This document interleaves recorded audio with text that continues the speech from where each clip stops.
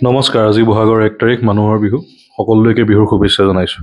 আমি ঘৰত উলহ মালহেৰে বিহু পালন কৰি আছোঁ যদিও এনে কিছু ব্যক্তি আছে যিসকলে নিজৰ কৰ্তব্যৰ তাৰণাত ঘৰৰ পৰা বাহিৰত নিজৰ প্ৰিয়জনৰ পৰা দূৰত আজি বিহুৰ দিনাও কৰ্তব্য পালন কৰি আছে। গতিকে আমি তেনে লোকসকলক আজি ভাৰত সেৱাশ্ৰম সংঘৰ অন্তৰ্গত হিন্দুৰক্ষী দলৰ তৰফৰ পৰা একোখনকৈ ফুলাম গামোচা আৰু কিছু সাধ্য অনুসাৰে লাৰু পিঠা তেওঁলোকক বিহুৰ শুভেচ্ছা জনাওঁ আৰু লগতে এখন বিহুৰ শুভেচ্ছা পত্ৰও তেওঁলোকক প্ৰদান কৰোঁ। এই চেগতে তেওঁলোকে কৰি থকা যি কৰ্তব্য, সেই কৰ্তব্যৰ জৰিয়তে যি দেশ সেৱা আৰু জনসাধাৰণৰ সেৱা কৰিছে, তেওঁলোকক সেই তাৰ বাবে আমি কৃতজ্ঞতা জ্ঞাপন কৰোঁ। আজি আমাৰ কাৰ্যসূচীত আৰক্ষীৰ লোকসকল আৰু সাংবাদিক বন্ধুসকলক আমি কৃতজ্ঞতা জ্ঞাপন কৰাৰ লগতে শুভেচ্ছা জনাইছোঁ।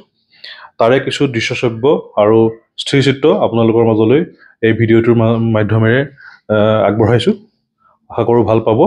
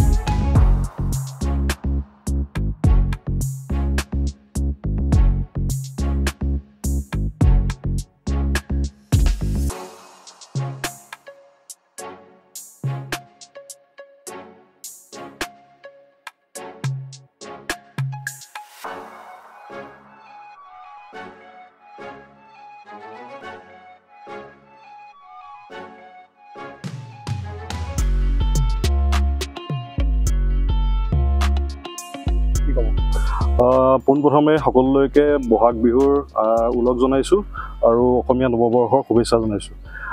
আমি আজি বিহু পালন কৰি আছোঁ সকলোৱে, কিন্তু কিছু ব্যক্তিয়ে কৰ্তব্যৰ খাতিৰত তেওঁলোকে ঘৰত থাকিব পৰা নাই, প্ৰিয়জনৰ পৰা আঁতৰত, ঘৰৰ পৰা আঁতৰত নিজৰ কৰ্তব্য পালন কৰি আছে।